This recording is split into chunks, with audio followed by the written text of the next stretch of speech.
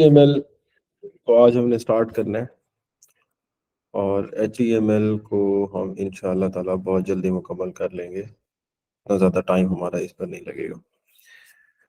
अच्छा, HTML जो है इसको मेरी स्क्रीन शेयर्ड है ना सबके साथ?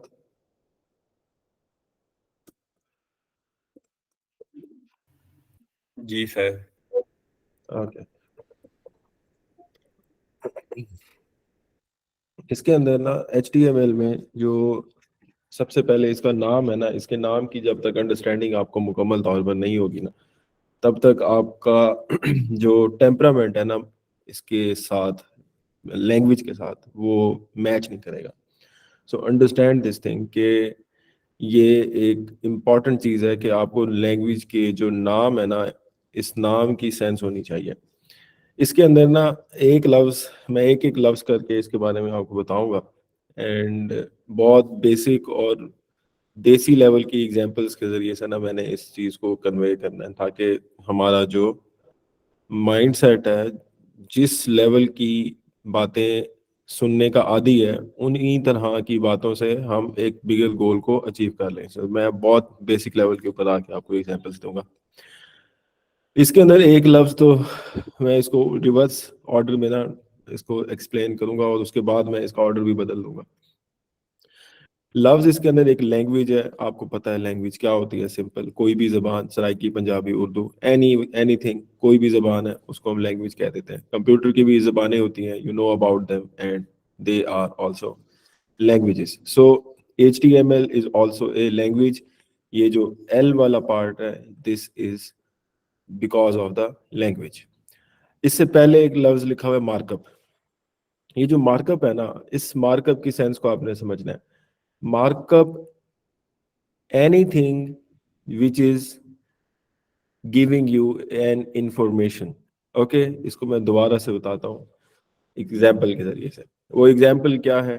आप किताब उठाते हैं लाइब्रेरी में जाके, आई नो बहुत मुश्किल काम है ये लेकिन अगर कोई किताब जब आप पढ़ने के लिए बैठते हैं तो किताब के अंदर आपके पास पैराग्राफ्स लिखे हुए होते हैं, किताब के अंदर आपके पास इमेजेस होते हैं, किताब के अंदर आपके पास छोटे छोटे कलर्ड बॉक्सेस होते हैं। उन कलर्ड बॉक्सेस के अंदर वो जरा सोचिए टिडबिट्स, इस टाइप की ना small pieces of information attach होती है पेज के डिफरेंट सेक्शंस पे। यानी कि किताब के अंदर मौजूद हर चीज असल में टेक्निकल लेवल के ऊपर आप कहेंगे वो मार्कअप है। वो किसी टॉपिक की एक्सप्लेनेशन है, वो उसी टॉपिक के मुतालिक कोई तस्वीर है, वो उसी टॉपिक के मुतालिक वो जरा सोचिए वाली इंफॉर्मेशन है, या वो टिड बिट्स है, या anything anything which is giving you an information either through a paragraph, through a picture, or any small informational card. Okay, अब इसकी डेफिनेशन को मैं थोड़ा एक्सपेंड कर रहा हूँ। आजकल जो इंफॉर्मेशन है ना, वो ज्यादातर जो फ्लो कर रही है हमारी सोसाइटी के अंदर, वो वीडियोस की फॉर्म में भी कर रही है। यानी कि वीडियोस क्या होती हैं? Images in motion. Okay, images को मैं एक्सट्रीम मोशन में डाल दूं, वीडियो बन जाएगी। ये मैंने जरा सा एक आपको फ्लेवर दिया है। फ्रंट एंड की जब हम अगर डिस्कशंस में गए, तो जब डिटेल डिस्कशंस में फ्रंट एंड में उतरेंगे ना, तो वहां पे तो आपको ये बहुत आसानी से समझ में आ जाएगा कि ये फ्रंट एंड के अंदर गेम्स क्या चल रही होती हैं। So understand this thing. Markup के ऊपर फोकस हम करते हैं। जो भी चीज आपको इंफॉर्मेशन दे रही है दौर हाजिर के अंदर, उसको आप कहोगे कि ये मार्कअप है। आसान सी मिसाल मैंने आपके सामने दी है कि फिजिक्स की किताब खोलें, केमिस्ट्री की किताब खोलें, अंदर जो कुछ भी है, तस्वीरों से लेके पैराग्राफ्स तक, छोटे छोटे इंफॉर्मेशन पीसेस तक, और आम जबान में यूट्यूब के डेली लाइफ में अगर आप देखोगे, यूट्यूब से इंफॉर्मेशनल वीडियोस आपके पास आ रही हैं, फेसबुक, इंस्टाग्राम पे स्मॉल शॉर्ट्स आ रहे हैं। ये सारे के सारे क्या हैं? ये सारे के सारे मार्कअप्स हैं। इन सारी चीजों को हम क्या कहेंगे कि ये मार्कअप की डेफिनेशन में आ रहे हैं। अंडरस्टैंड, मार्कअप का लफ्ज इतना इंपॉर्टेंट है। Markup anything which is giving you an information either through a text or through an informational media, like the informational media से मुराद the digital media. Okay, audio, voice notes हैं, आपके videos हैं, आपकी तस्वीरें हैं, ये सारी की सारी मार्कअप के अंदर आती हैं। ओके, यहाँ पर किसी का सवाल मार्कअप के ऊपर किसी की अंडरस्टैंडिंग ना हुई हो तो प्लीज आस्क। यस,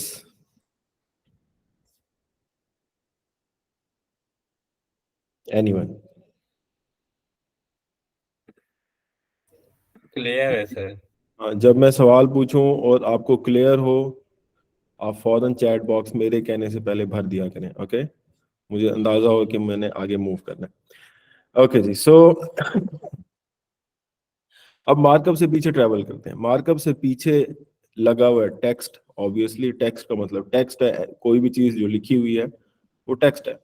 और टेक्स्ट से पीछे एक लफ्ज लिखा हुआ है हाइपर। हाइपर जो है, हाइपर आम जबान में, देसी जबान में हम anything which is reactive, anything which is reactive, again मैं इसको बता रहा हूँ, एनीथिंग विच इज रिएक्टिव, यानी कि आप एक चीज के ऊपर, जब एक चीज के ऊपर कोई एक्शन परफॉर्म करते हैं तो वो चीज आपको रिएक्ट करके दिखाती है, उसको आप कहते हो ये हाइपर है। इंसान की स्टेट भी हाइपर स्टेट में जब जाती है तो फिर इंसान असल में अपने बिहेवियर के जरिए से लोगों को क्या कर रहा होता है, लोगों के ऊपर अपना गुस्सा प्रोजेक्ट कर रहा होता है, ओके?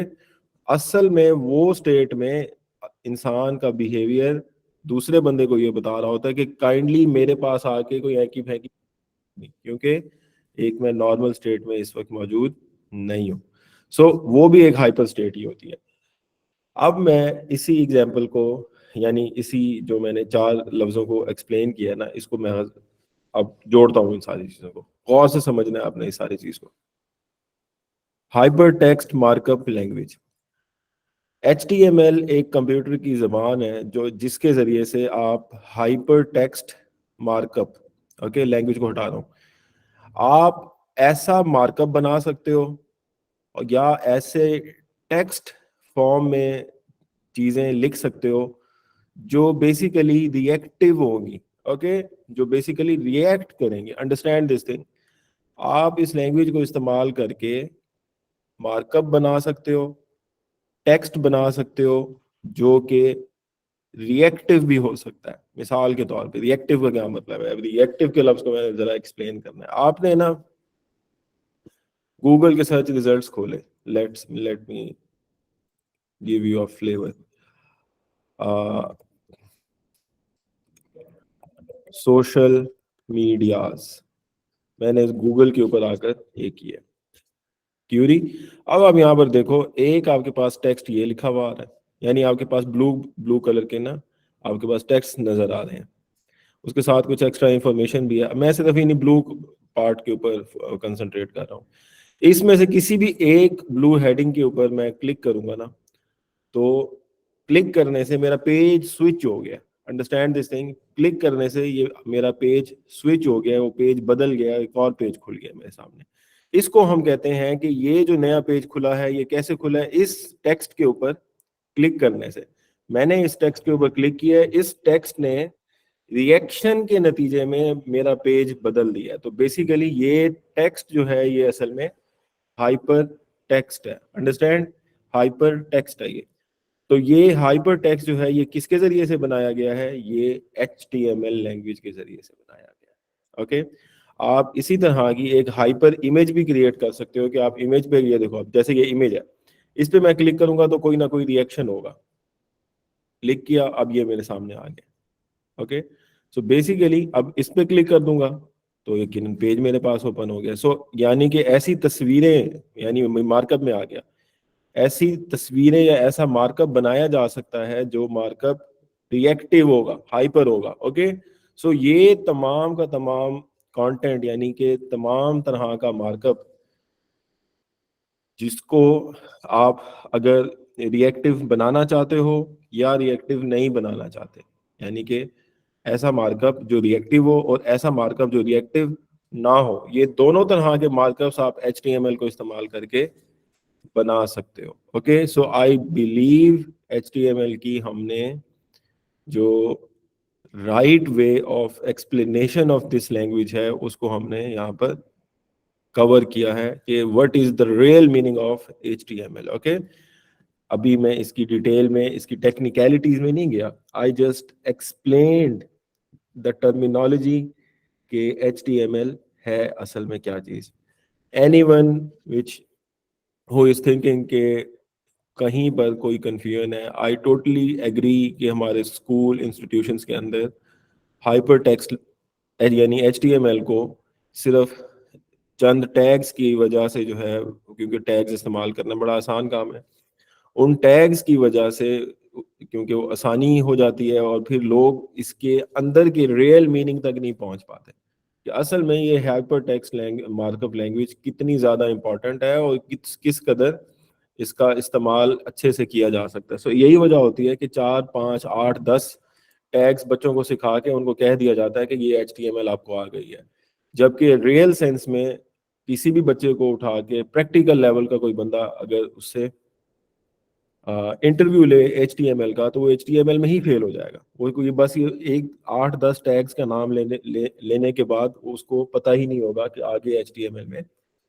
क्या गहराई है और किस तरीके से इसकी डेप्थ है इस पूरे के पूरे लैंग्वेज सिस्टम की। ठीक है, सो किसी का भी कोई सवाल है तो काइंडली आप उसे पूछें, आप उसे डिस्कस करें ताकि हम इसमें ग्रो भी करें और फिर मैं इसके सब्जेक्ट को मजीद आगे ज़रा ओपन करूं कि आपने इस पूरी ये जो HTML का की तस्वीर है, इस तस्वीर को देखना कैसे है। ओके जी, एनीवन कोई सवाल?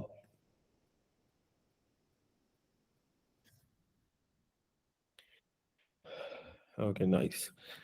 ओके जी, सो आगे हम जरा आप चलते हैं HTML से आगे ना। अब HTML को मैं इसकी टेक्निकल टर्मिनोलॉजीज में जरा जाता हूँ। ये जो इसकी HTML की टेक्निकल टर्मिनोलॉजीज है ना, यानी कि HTML के अंदर जो आप हाइपर टेक्स्ट और हाइपर टेक्स्ट मार्कअप जनरेट कर रहे होते हो, इसकी जनरेशन जो है कैसे की जाती है, यानी कि HTML को इस्तेमाल कैसे किया जाता है, प्रोग्रामिंग लैंग्वेज को इस्तेमाल कैसे करते थे। हमारे पास डिफरेंट कॉन्स्ट्रक्ट्स थे, लूप्स थे, डेटा स्ट्रक्चर्स थे एंड ऑल। ये एक स्ट्रक्चरल लैंग्वेज है, ये प्रोग्रामिंग लैंग्वेज नहीं है, ये एक स्ट्रक्चरल लैंग्वेज है। जो स्ट्रक्चरल लैंग्वेज होती है ना, इस स्ट्रक्चरल लैंग्वेज को हम, इसके अंदर आपको ना वेरिएबल्स मिलेंगे, ना इसके अंदर आपको लूप्स मिलेंगे, ना इसके अंदर आपको इफ एल्स मिलेंगे। इसको इस्तेमाल करने की सेंस ही और है। वो मैं सेंस क्या है वो मैं अभी उस तरफ आऊंगा, but you need to understand this thing. ये लैंग्वेज होने के बावजूद, कंप्यूटर के अंदर चलने के बावजूद, ना इसमें लूप्स हैं, ना इसमें इफ एल्स हैं, ना इसमें डेटा स्ट्रक्चर्स हैं। ये चीजें क्यों नहीं है इसके अंदर? ये चीजें इस वजह से इसमें नहीं है क्योंकि ये एक प्रोग्रामिंग लैंग्वेज नहीं है। ये कंप्यूटर लैंग्वेज तो है लेकिन प्रोग्रामिंग लैंग्वेज नहीं है। लूप्स, डेटा स्ट्रक्चर्स या डिसीजंस जो हैं वो एक प्रोग्रामिंग लैंग्वेज का पार्ट होते हैं, वो स्ट्रक्चरल लैंग्वेज का पार्ट नहीं होते। सो अब स्ट्रक्चरल लैंग्वेज का क्या पार्ट होते हैं, इसको मैं जरा एक्सप्लेन करता हूँ। जो स्ट्रक्चरल लैंग्वेज का जो है ना, इसको आप इस्तेमाल करते हो, इसके अंदर एक ही चीज होती है, टैग्स।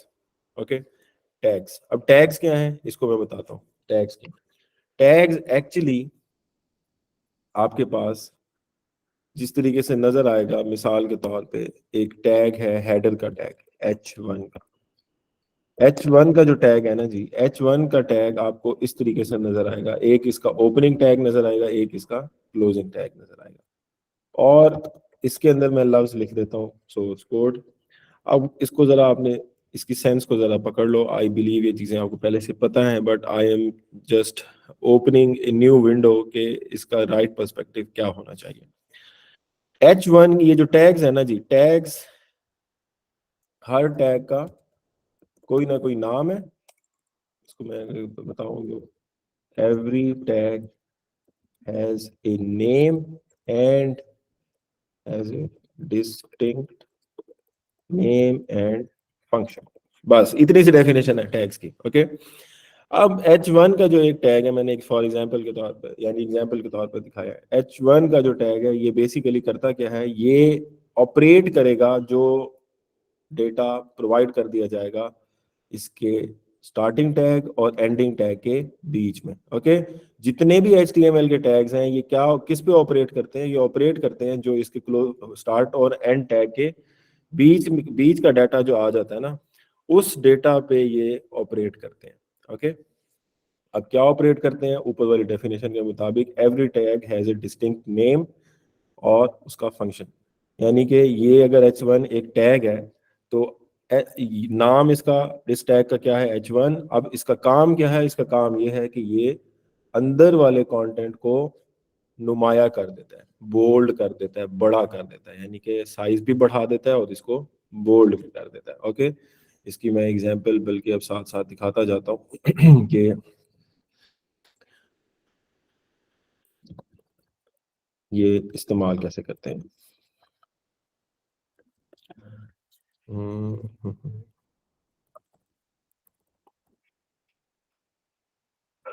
अच्छा जी, HTML इस्तेमाल करने के लिए सबसे पहले आपने एक फाइल सेव कर लेनी है। फाइल का अपनी मर्जी का नाम रखना है और उसके साथ एक्सटेंशन यूज करनी है .html। ये वैसे ही बात है जिस तरीके से आपने पाइथन इस्तेमाल की थी, नाम लिखा था और फिर उसके साथ फाइल की एक्सटेंशन .py लगाई थी। HTML में भी यही है, नाम लिखोगे, एक्सटेंशन .html लिखोगे। अब ये एक चीज करने के बाद अगला काम आपने इसको अगला काम जो है इसको इस्तेमाल करने का, वो कैसे करना है, आपने एक टैग लिखना है HTML का, इस टैग को ओपन करना है और फिर इसी टैग को क्लोज करना है। ओके, अच्छा, फिर HTML के अंदर आके, यानी इन दोनों टैग्स ओपन और ओपनिंग और क्लोजिंग टैग्स के बीच में आपने एक और टैग बनाना है हेड का, इसको भी आपने क्लोज करना है। ओके, फिर आपने एक और टैग बनाना है इसी के अंदर बॉडी का, और उस बॉडी के टैग को क्लोज भी करना है। ओके, ये स्ट्रक्चर आपने हर HTML के पेज के अंदर, यानी HTML की फाइल के अंदर ये चीज आपने बनानी है। ओके, और जितने भी आपने HTML के टैग्स इस्तेमाल करने हैं ना, वो ज्यादातर आपके इस्तेमाल होंगे बॉडी के अंदर, और बहुत कम टैग्स ऐसे हैं जो हेड के अंदर भी इस्तेमाल होते हैं। वो मैं साथ साथ बता दूंगा आपको, या आप खुद भी सीख जाओगे। But you need to understand कि जो टैग्स, ये स्ट्रक्चर मेंटेन रखना है आपने, ये स्ट्रक्चर हर HTML की फाइल में आपने बनाना ही बनाना है। और उसके बाद आपने ज़्यादातर टैग्स जो भी आप इस्तेमाल करोगे वो आप बॉडी वाले सेक्शन के बीच में करोगे, यानी बॉडी का ओपनिंग सेक्शन और क्लोजिंग टैग जो है, इन दोनों के बीच में रह के आप बाकी टैग्स इस्तेमाल करेंगे। ओके, यहाँ से ना हमने जो इस्तेमाल अभी किया था h1 का टैग, मैं h1 का टैग यूज कर रहा हूँ इसमें, अपना वही जो सेम हमने डिस्कस किया उसको सेव मैंने कर दिया। इसको सेव करने के बाद अब मैं इसको ओपन करता हूँ, ओपन फाइल, या बल्कि छोड़ो, इसको मैं यहाँ से करता हूँ स्टॉप। यस, ये देखें जी, ये मेरे पास फाइल ओपन है, इसमें मैंने बस सिंपल डबल क्लिक किया है और ये मेरे वेब ब्राउजर में ओपन हो गई है। इस पॉइंट को जरा समझना है। अब इसको मैं थोड़ा सा इसके ऊपर जो डिस्कशन करूंगा ना, इस डिस्कशन को आपने अभी समझ लेना है ताकि आसानी हो जाए आगे के लिए। जो कुछ भी आपने test.html में लिखा है ना, इस test.html के अंदर जो टैग्स हमने अभी इस्तेमाल किए हैं, यानी सबसे पहले हमने स्ट्रक्चर बना लिया HTML हेड बॉडी का, और उसके बाद बॉडी के सेक्शन के अंदर आपने h1 का टैग इस्तेमाल किए। अब एक बात आपने गौर से समझनी है, जो कुछ भी आप बॉडी के अंदर लिखोगे ना, जो भी टैग्स आप इस्तेमाल करोगे, वो इंफॉर्मेशन आपको नजर आएगी वेब ब्राउजर के ये जो व्हाइट वाला हिस्सा, ये जिसको स्क्रीन वाला हिस्सा है, ऊपर नहीं जाना, इससे ऊपर नहीं जाना, जहाँ सोर्स कोड लिखा हुआ है इससे ऊपर नहीं जाना। उसको मैं बताता हूँ उसको हम कैसे मेंटेन करते हैं। But you need to understand, ये जो डिस्प्ले एरिया है आपके वेब ब्राउजर का, ये डिस्प्ले एरिया, इस डिस्प्ले एरिया को हम क्या कहते हैं, कैनवस, CANVAS, कैनवस। कैनवस की डेफिनेशन थोड़ी सी स्पेसिफिक है, वो लेटर ऑन अगर कोई गेम्स बनाने में बच्चा इंटरेस्टेड होगा, वेब बेस्ड यानी वेबसाइट्स के ऊपर जो गेम्स चल रही होती हैं, उसके लिए कैनवस की डेफिनेशन दोबारा से रीडिफाइन करनी पड़ेगी हमें। But you need to understand in a bigger picture के बेसिकली जो वेब ब्राउजर है ना, वेब ब्राउजर, इसका वो वाला हिस्सा जिसके ऊपर चीजें डिस्प्ले होती हैं, वो हिस्सा सिर्फ यही वाला हिस्सा है, टॉप वाला, इधर से लेकर नीचे तक। ठीक है, सॉरी ऊपर से ये जो एक बॉर्डर लाइन से जा रही है यहाँ से लेकर नीचे तक। ये जो हिस्सा है ना, इसको आप कहते हो कैनवस। कैनवस का मतलब आई टोटली शायद किसी को ना पता हो। कैनवस, कैनवस असल में ना आपने विजुअलाइज करना है। जो बच्चे यूनिवर्सिटी गोइंग है या जिन्होंने फिल्म और ड्रामों में भी ये चीज देखी होगी कि फाइन आर्ट्स के जो बच्चे होते हैं ना, उन्होंने हाथ में एक बोर्ड पकड़ा हुआ होता है और उनके पास कलर्ड ब्रशेस होते हैं, कलर्स होते हैं जिनको यूज करके वो अपने बोर्ड के ऊपर अपने आर्ट डिस्प्ले कर रहे होते हैं, डिफरेंट तरह की चीजें बनाकर। वो जो इनका बोर्ड है ना, जिस बोर्ड के ऊपर ये पेंटिंग्स ड्रॉ कर रहे होते हैं ना, उस बोर्ड का टेक्निकल नाम है कैनवस। Okay, CANVAS, canvas. ये जो कॉन्सेप्ट है ये वहीं से लिया गया है, फाइन आर्ट्स वालों से ये लिया गया है, कंप्यूटर साइंस वालों ने, कि वेब ब्राउजर का वो वाला हिस्सा जो बेसिकली जहाँ पे टैग्स अपने आप को डिस्प्ले करते हैं, यानी ये वाले टैग्स जो भी आप बॉडी के अंदर लिखोगे, ये टैग्स अपने आप को जिस हिस्से में डिस्प्ले करते हैं उस हिस्से को हम क्या कहते हैं, ये आपका कैनवस है। ओके, सो जो कुछ भी आप बॉडी टैग के अंदर, बॉडी के अंदर लिखोगे वो आपके कैनवस के ऊपर अपेयर होना स्टार्ट हो जाएगा। Understand this thing. अब जरा गौर से देखो इसको। पी पी टैग में मैं आता हूँ, एक वेबसाइट है लॉरेम इप्सम, इधर से मैं ऐसे ही कोई टेक्स्ट उठाता हूँ और टेक्स्ट उठा के हम इसको जरा यूज करते हैं।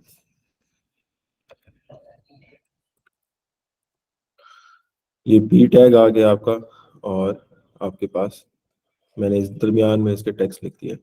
इसको अब मैंने सेव कर दिया और अब हम इसको यूज करते हैं। ओके, ये देखो जी, आपके पास ये पी टैग भी नजर आ रहा है। अच्छा, इसके बाद मैं एक और टैग आपके सामने लेकर आ रहा हूँ, इसका नाम है स्पैन। ओके, स्पैन में भी मैं लिख रहा हूँ सोर्स कोड। इसको भी मैं सेव कर रहा हूँ, सेव करके इसको मैं रीलोड कर रहा हूँ। अच्छा, ये भी आपके सामने नजर आ गया और इसको मैं टैग को दोबारा कट कर रहा हूँ और टैग के अंदर लेके जा रहा हूँ। और से देखो टैग के अंदर लेके जा रहा हूँ, पी टैग के अंदर लेकर जा रहा हूँ। Okay, save. अब देखो इसने अपनी पोजीशन बदल ली है। ओके, अच्छा, ये चीज आपने ना, इसी के ऊपर जरा मैंने भी टाइम लगाना है, इसको जरा गौर से समझना है आपने।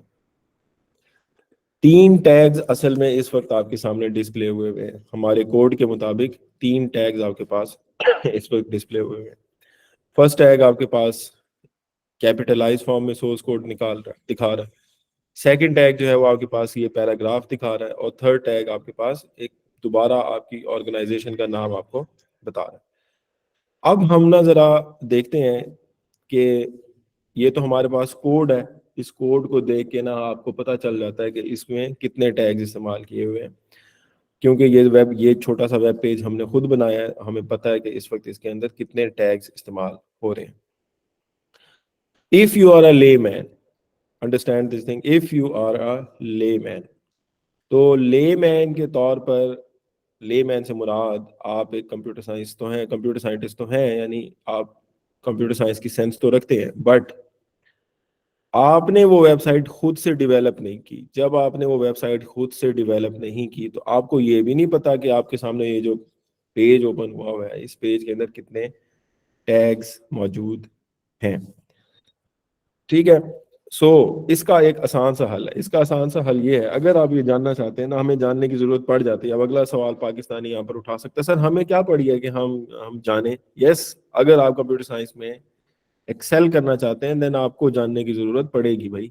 आप एक लेमैन नहीं है, उस लेमैन बंदे को शायद जानने की जरूरत नहीं है, but if you are a computer science scientist then you need to understand कि ये जो पैटर्न्स हैं ये आपको सीखने पड़ेंगे, क्योंकि जब किसी प्रोफेशनल प्रोजेक्ट में आप काम करने के लिए बैठते हैं तो आपके सामने बहुत सारी चीजें बनी बनाई आती हैं, आपको कुछ भी नहीं पता होता। तो आपके पास ये वाले ट्रिक्स होते हैं जिन ट्रिक्स की बेस के ऊपर आप अपना काम स्टार्ट करते हैं और अपने काम में एक्सेल करते हैं।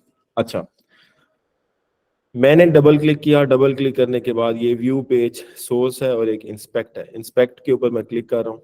व्यू पेज सोर्स को भी कभी इस्तेमाल हम करेंगे। अब इंस्पेक्ट के ऊपर जब मैंने किया ना क्लिक, तो आपके सामने ना एक टैब ओपन हुई है एलिमेंट्स की। इन एलिमेंट्स के अंदर आपके पास इस पूरी वेबसाइट का, ये जो वेब पेज आपके सामने ओपन हुआ हुआ है, इस वेब पेज का सारा HTML नजर आना शुरू हो गया। ओके, आपको इस HTML पेज से ये यानी ये जो कोड आपके सामने अपेयर हुआ है, इस कोड से ना आपको ये पता चल जाएगा कि आपके वेब पेज के अंदर कितने टैग्स इस्तेमाल किए गए हैं। अब जरा गौर से देखना, ये पॉइंट है, इस पॉइंट को जरा समझना है आपने। मैं एक एक करके ना इस एक एक टैग के ऊपर जाऊंगा। ठीक है, नीचे आ रहा हूँ। नीचे आके मैं सबसे पहले H1 पे गया हूँ। H1 पे ये देखो, जैसे ही मैं H1 को के ऊपर, सिर्फ मैंने इस पे क्लिक भी अभी नहीं किया, सिर्फ इसके ऊपर मैं गया हूँ। इसे क्या कहते हैं, हवर करना, हवर, HOVER। आप एक चीज के ऊपर से गुजर रहे हैं, सिर्फ गुजरे हैं या वहीं पर रुके हैं, ना ही क्लिक किया है ना कुछ और काम किया, आप सिर्फ वहां से गुजरे हैं या उस पॉइंट पर रुक गए हैं, ये होता है हवरिंग। आपने H1 के ऊपर से आप हवर किया, आपने हवर करने से ऊपर आपके सामने ये देखो, जरा गौर से देखो ऊपर क्या हुआ है।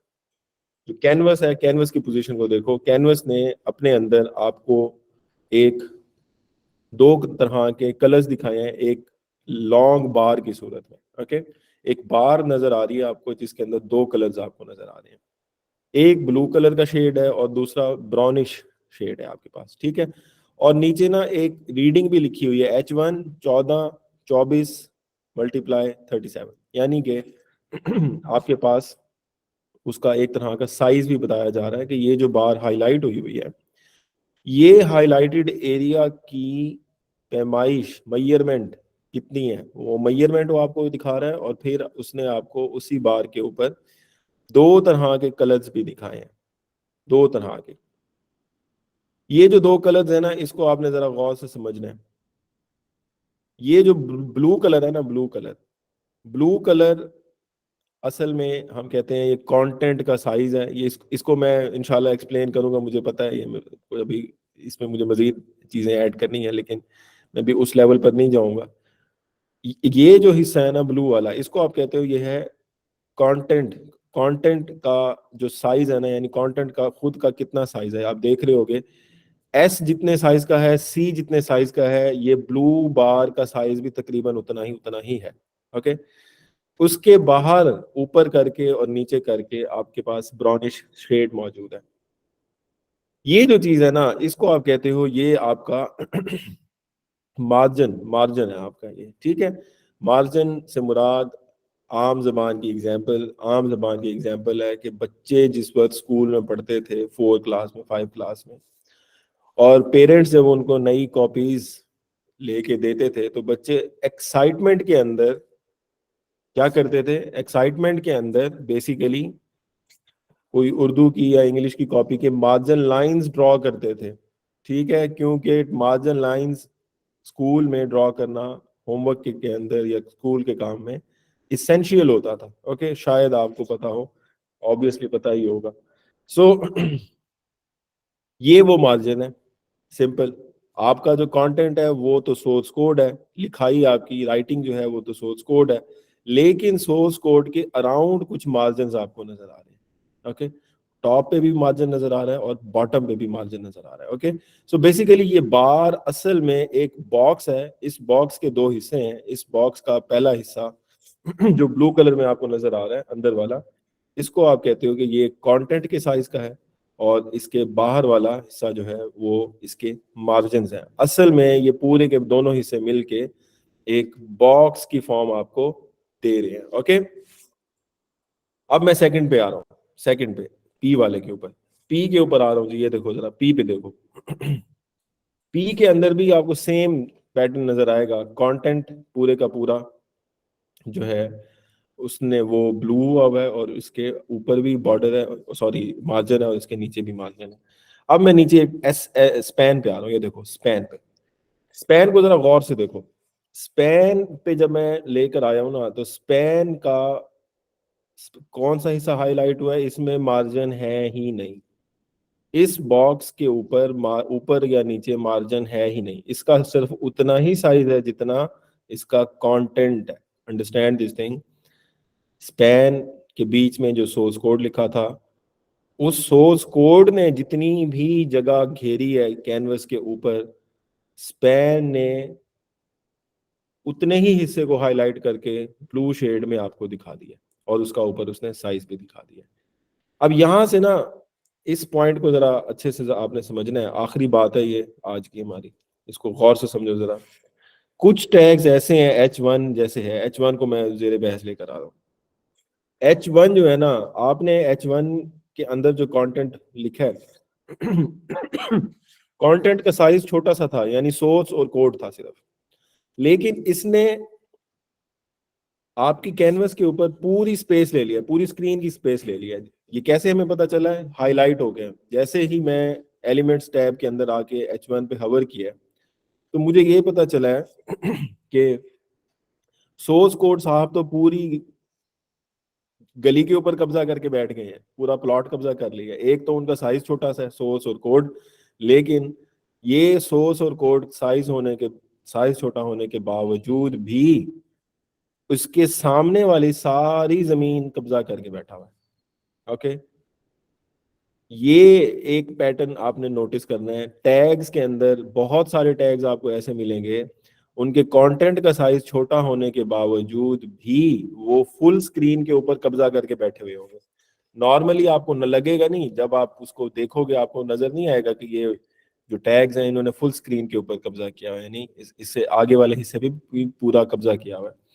जब आप उसको एग्जामिन करोगे, इंस्पेक्ट किया ये एलिमेंट टैब के अंदर, यहां से आपको एक बात पता चलेगी कि सोर्स कोड साहब तो पूरी जमीन पे घेरा डाल के बैठे हुए हैं, पूरे कब्जा करके बैठे हुए हैं।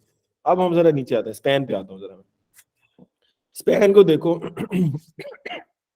सॉरी, स्पैन को अब जरा हम देखते हैं।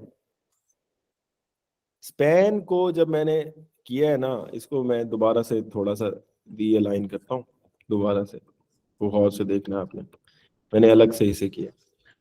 मैं रीलोड करता हूँ। अब ये स्पैन को हम जरा देखते हैं।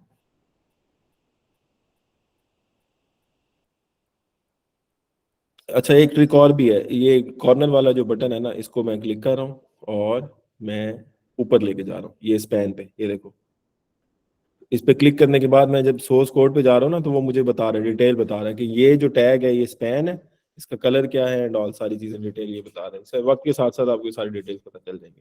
सो इस पे मैं क्लिक कर रहा हूँ, इस पे मैंने क्लिक किया है और स्पैन का कोड आपके सामने आ गया।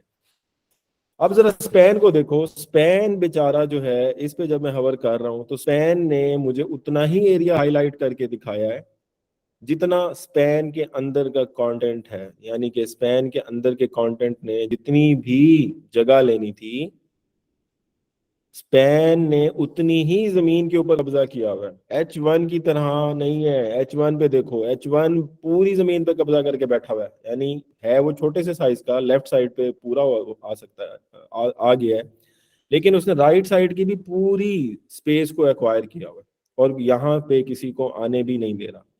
क्योंकि जब मैंने H1 के बाद P लिखा था, असूली तौर पर ये जो P की इंफॉर्मेशन है, ये जो टेक्स्ट है, ये इस कोड के बाद इस एरिया से, ये जो इसके आगे वाला एरिया, यहाँ से स्टार्ट होनी चाहिए थी, क्योंकि यहाँ पे स्पेस पड़ी हुई है।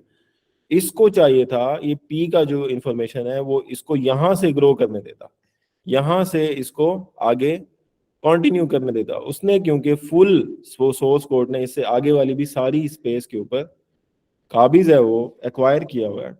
सो इस वजह से उसने पी टैग को इस पूरे एरिया में अपने आगे नहीं आने दिया। उसने कहा भाई आप नीचे जाएं, मेरी जमीन में आपने नहीं आना, मेरे हिस्से में आपने नहीं आना। तो पी साहब भी गए हैं, पी साहब ने कहा ओके ये आपका एरिया है तो फिर हम अपना एरिया बना लेते हैं। ओके, वो नीचे वाले एरिया में आ गया।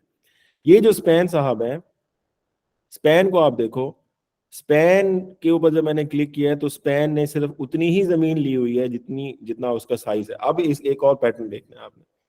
स्पैन से आगे मैं दोबारा से एक और टैग लगाता हूँ, लेट से स्पैन का ही लगा देता हूँ। ये जो स्पैन साहब है, बल्कि मैं यहाँ पर पी का इस्तेमाल करता हूँ।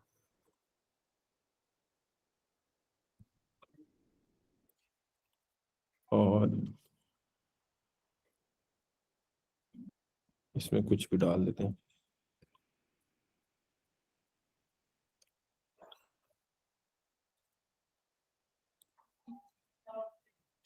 हम्म।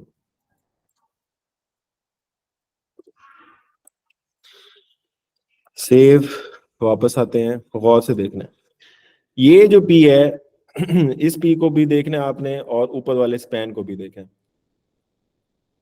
पी से पहले का जो स्पैन है उसने स्पेस उतनी ही ली हुई है, वो वहीं पर आपको नजर आ रहा है। उसके नीचे मैंने जब पी लिखा है ना, तो पी ने भी वही काम दिखाया है। पी ने क्या कहा है, पी ने वही H1 वाला काम दिखाया है। पी, असल में पी को जब हाईलाइट कर रहे हो तो आप देख रहे हो कि ये पूरी स्पेस लेता है, फुल स्पेस लेता है। जितना उसका साइज हो, उस साइज के बावजूद भी वो पूरी स्पेस लेता है। अब वो स्पैन के बाद क्यों नजर नहीं आया? वो स्पैन के बाद इसलिए नजर नहीं आया क्योंकि पी के टैग को आदत है कि उसने फुल स्पेस एक्वायर करनी होती है, उसने फुल बॉक्स एक्वायर करना होता है। और स्पैन ने कुछ हिस्सा एक्वायर पहले से किया हुआ था।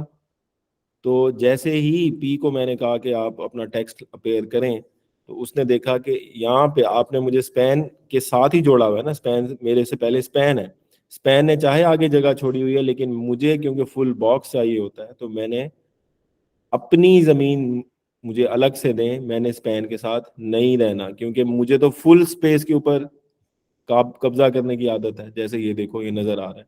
अब मैं यहाँ से स्पैन के आगे जरा देखो, स्पैन के आगे एक और स्पैन लगाता हूँ। अभी ये जो छोटी बस्तियों का कॉन्सेप्ट है ना, छोटे टाउन, ये सारी समझ में आ जाएंगे। इसको अब मैं दोबारा से क्लिक कर, अब देखो ये जो स्पैन है ना, इस फर्स्ट स्पैन जो था, इस स्पैन के बाद मैंने एक और स्पैन लगाया है। ये दोनों स्पैन इकट्ठे हो गए हैं, देखो। चाहिए तो ये था कि जिस तरीके से स्पैन के बाद मैंने पी लगाया था, तो उसने अपनी जगह ले ली थी। स्पैन के बाद जब स्पैन लगाता हूँ तो वो दोनों इकट्ठे हो जाते हैं। ये क्यों इकट्ठे हो रहे हैं? क्योंकि भाई स्पैन को आदत नहीं है कि वो पूरा एरिया एक्वायर करे, वो सिर्फ उतना ही एरिया एक्वायर करता है जितना उसका साइज होता है। सो यहाँ से मैं बात को जरा सम अप कर रहा हूँ, और वो बात क्या है कि HTML के कुछ टैग्स ऐसे हैं जो असल में फुल स्पेस एक्वायर कर लेते हैं, और HTML के कुछ टैग्स ऐसे हैं जो सिर्फ अपने कंटेंट के मुताबिक ही स्पेस एक्वायर करते हैं। ओके, कुछ टैग्स ऐसे हैं जो फुल स्पेस एक्वायर कर रहे हैं, और कुछ टैग्स ऐसे हैं जो कि अपने कंटेंट के मुताबिक ही स्पेस एक्वायर करते हैं। ओके, ये जो कंटेंट, ये जो दो हमने एग्जांपल्स देखी है ना, इसको जरा गौर से समझो। ऐसे टैग्स जो फुल स्पेस एक्वायर करते हैं, उसको आप कहते हो ये हैं ब्लॉक लेवल टैग्स। ओके, और ऐसे स्पेस, जो ऐसे टैग्स हैं जो सिर्फ अपने साइज के मुताबिक ही स्पेस एक्वायर करते हैं, उन्हें आप कहते हैं इन लाइन लेवल टैग्स। ये लेवल का लफ्ज वैसे मैंने अपनी तरफ से डाल दिया।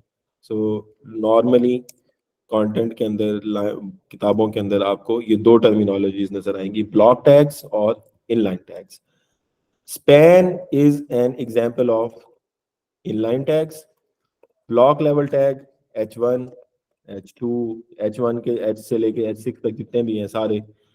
फिर P जो है वो भी एक ब्लॉक लेवल टैग है। अब यहाँ से किसी ने रट्टा नहीं मारना कि सर ब्लॉक लेवल टैग्स बता दें, लिस्ट बता दें, इनलाइन की लिस्ट बता दें। भाई आपको पैटर्न समझ आना चाहिए। Pattern, and what's the pattern? आपने एलिमेंट टैग के ऊपर आना है, आपने सिंपल उस टैग के ऊपर आके अपना हॉवर करना है। Browser will tell you, browser will speak to you, browser will put words in your mouth के जो टैग आपने इस्तेमाल कर रहे हो, ये जिस टैग के ऊपर हवर किया हुआ है, ये कौन है? Is it a block level tag or an inline level tag? Okay, so pressure दिमाग में बिल्ड नहीं करना। कंटेंट का कॉन्सेप्ट समझ लो। कॉन्सेप्ट जब एक इंसान को समझ में आ जाता है तो वो दिमाग पे बोझ नहीं बनता। अगर वो रट्टा मारने के चक्कर में बैठा रहता है तो वो सारा दिन भी जाया कर देता है और आखिर में याद भी कुछ नहीं होता। So go for the concept, go behind the concept. And what's the concept? The concept is really simple. And what's that simplicity? That simplicity is कि आपने आकर सिंपल टैग्स को हाईलाइट करना है, इंस्पेक्टर के जरिए से। और अगर वो फुल स्पेस एक्वायर कर रहा है तो वो ब्लॉक लेवल टैग है, और अगर वो उतनी ही स्पेस एक्वायर कर रहा है जितना उसका साइज है तो वो इनलाइन टैग है। यहीं पर मैं डिस्कशन क्लोज कर रहा हूँ। एंड एक बात आखिरी बता दूं, जिसका ये कॉन्सेप्ट सीधा हो गया आज, वो वेब डिजाइनिंग की दुनिया में इतना एक्सेल करेगा और इतना आसानी से एक्सेल करेगा ना। ये जो खूबसूरत किस्म की वेबसाइट्स बने हुए होते हैं ना, उन लोगों के ब्लॉक और इनलाइन के कॉन्सेप्ट्स ही सीधे होते हैं बस, और उनमें कोई भी साइंस नहीं है। मैं आगे आपको एक छोटा सा फ्लेवर करवाऊंगा, अगर टाइम बच गया ना हमारे पास, जो मैंने कंटेंट कवर करना है सारे का सारा, अगर मेरे पास टाइम बच गया देन इंशाल्लाह इंशाल्लाह मैं आपको एक फ्लेवर वेब डिजाइनिंग का भी दिखाऊंगा करके, कि वेब डिजाइनिंग के अंदर ये जो सारी की सारी चीजें हैं जो मैंने भी आपके सामने एक्सप्लेन की हैं, कि ब्लॉक लेवल, इनलाइन, ये दो इतने सिंपल कॉन्सेप्ट हैं। इन दो सिंपल कॉन्सेप्ट्स को अगर आप आज ही अपने अंदर इसको अंडरस्टैंडिंग के लेवल पर लेके चले जाओगे, आगे वेब डिजाइनिंग इतनी आसान हो जाएगी आपके लिए, इतनी आसान हो जाएगी। आप कहोगे सर ये तो बच्चों वाली बॉक्सिंग गेम खिला रहे हैं आप हमें, वो जो बच्चे बिल्डिंग बना रहे होते हैं बॉक्सेस के जरिए से। So that type of comfort आपको आ सकता है अगर आप इन दो कॉन्सेप्ट्स को, जैसे आपको समझाया गया है, इसको इसी तरीके से समझ जाएं। So I think I need to close the content. कोई सवाल है तो प्लीज वो पूछें, और उसके बाद आपकी छुट्टी है। यस, सर हम किसी टैग को खुद ब्लॉक लेवल टैग और इनलाइन टैग नहीं कर सकते? इट्स यस, कर सकते हैं, लेकिन वो बहुत बात की बात है। अभी आपने ये देखना है कि HTML ने बाय डिफॉल्ट किसको ब्लॉक रखा हुआ है, किसको इन ब्लॉक रखा हुआ है। आप कर सकते हैं, एक टैग को बदल सकते हैं।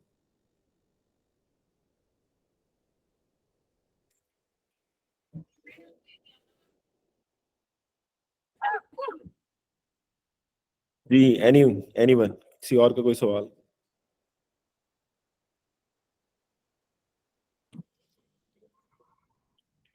तो सर जो आपने ब्लॉक लेवल और इनलाइन अपनी मर्जी से नहीं किए, जो सोर्स कोड ब्लॉक लेवल पे शो हो रहा था वो वेब ब्राउजर की वजह से ही शो हो रहा था?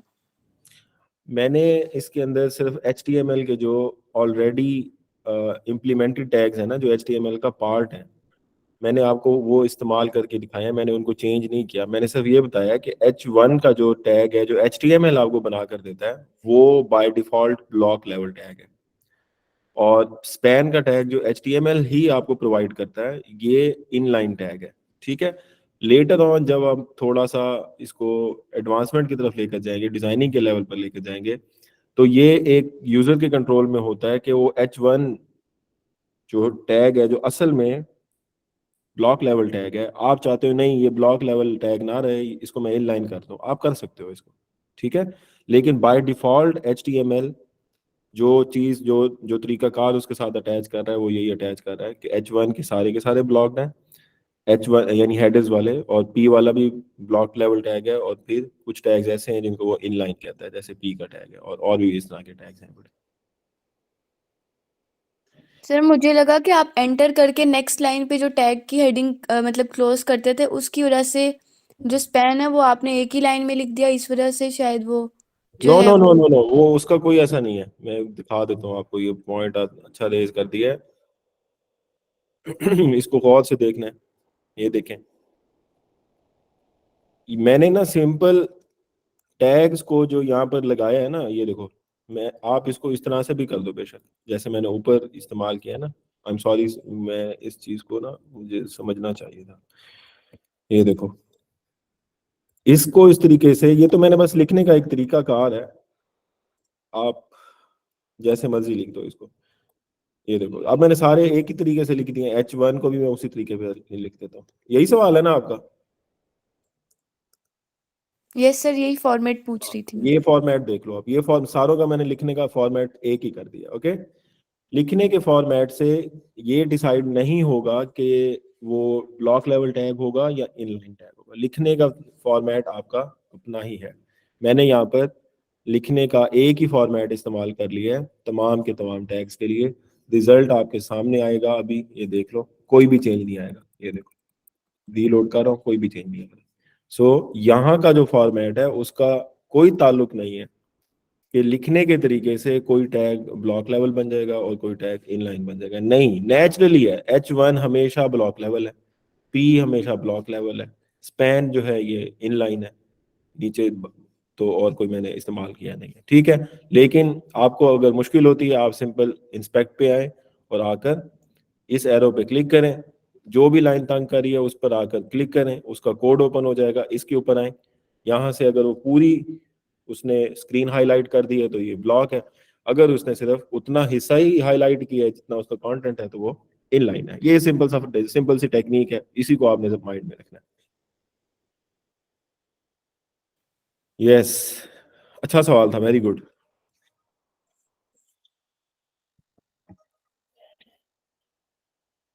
जी, है किसी का कोई क्वेश्चन?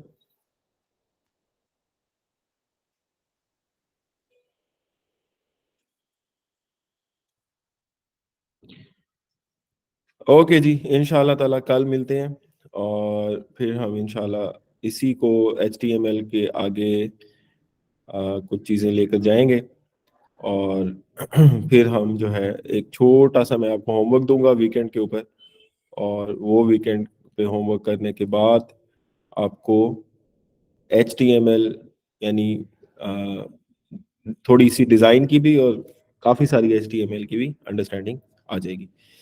ओके जी, सी यू देन इंशाल्लाह ताला। अस्सलाम वालेकुम।